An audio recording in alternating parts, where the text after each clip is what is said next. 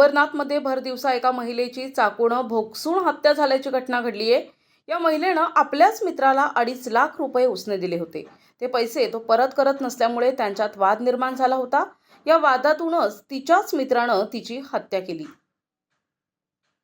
अंबरनाथच्या बारकुपाडा भोईरचाळ परिसरात शेजारी राहणारे सीमा कांबळे आणि राहुल भिंगारकर यांची मैत्री होती।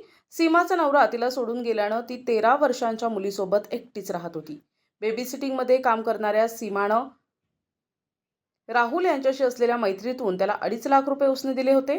मात्र ते पैसे तो परत करू शकला नसल्यानं तिनं माझ्याशी लग्न कर किंवा माझे पैसे परत कर असा तगाता लावला होता। या दुहेरी कात्रीत सापडलेल्या राहुलनं अखेर सीमाचा काटा काढायचं ठरवलं। सीमाला अंबरनाथ स्टेशनच्या भीमनगर परिसरातील साईबाबा मंदिरा शेजारच्या पायऱ्यांवर तो दुपारी भेटला। तिथे दोघांमध्ये वाद झाला आणि राहुलनं सीमावर चाकूनं सपासप अनेक वार करत तिथून पळ काढला। दुसरीकडे गंभीर जखमी अवस्थेतील सीमाला लोकांनी उचलून जवळच्या खासगी रुग्णालयात नेलं, मात्र तिचा तेथे मृत्यू झाला। सीमाच्या पोटावर, मांडीवर आणि मुख्य म्हणजे छातीवर वर्मीघाव करण्यात आले होते, त्यामुळे ती वाचू शकली नाही। शिवाजीनगर पोलिसांनी राहुल भिंगारकर याला अटक केली आहे। हत्या कोणत्या उद्देशाने झाली आहे, महिला कोण आहे आणि आरोपीला आपण ताब्यात घेतलंय का? नमस्कार।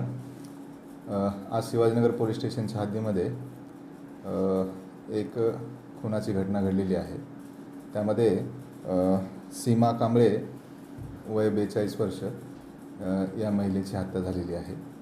या हत्येचं प्राथमिक जे रिझन आहे ते आर्थिक व्यवहारातून झालेले ही हत्या आहे।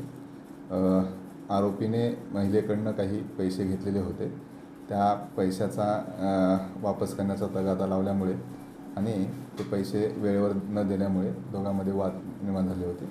त्यातून ही हत्या झाल्याची प्रथमदर्शनी माहिती आहे।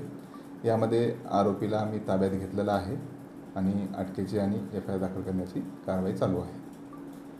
सर, काही दिवसांपूर्वी ती महिला त्या संबंधित आरोपीवर बलात्काराची केस करण्यासाठी पोलीस स्टेशनला आली होती, मात्र तिची केस त्यावेळेस घेण्यात आली नव्हती आणि त्यामुळेच हा सगळा प्रकार घडला अशी माहिती समोर येते। नाही, त्या अनुषंगानं आर्थिक व्यवहाराच्या अनुषंगानं आमच्याकडे एक तक्रार अर्ज प्राप्त आहे। त्या तक्रार अर्जाच्या अनुषंगानं दोघांचा आर्थिक व्यवहार कशा पद्धतीनं पूर्ण व्हावा या अनुषंगानं त्यांचे होते आणि ते व्यवहार पूर्ण ते स्वतः करून घेऊन त्यांच्यामध्ये समेट निर्माण झालेला होता। NTV news Marathi, Thane, Ambernath.